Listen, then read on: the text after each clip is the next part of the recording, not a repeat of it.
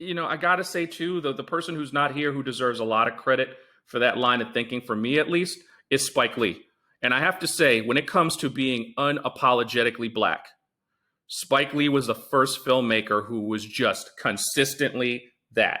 It was like, I don't care if anyone else in the audience understands what I'm talking about. I'm going to speak in a way so that the people in the audience who look like me know that someone like them made this film.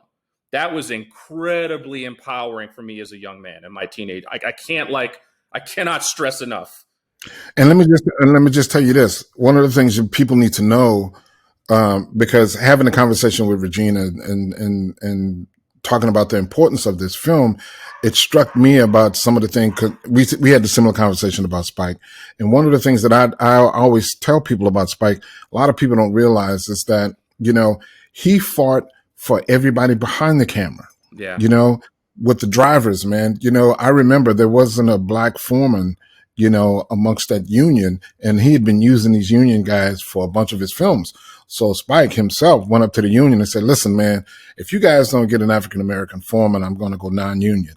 And that is a huge thing for a person in his position. Oh my God. You're talking to a former journalist. Spike was the first one who would demand that black journalists interview him for magazine articles. So do you know how many writers I know who were black writers, or we were on the ghetto beat? And the only reason we even got into the front page on a lot of publications is because Spike was the person who demanded it. It really opened my eyes to the power an artist can have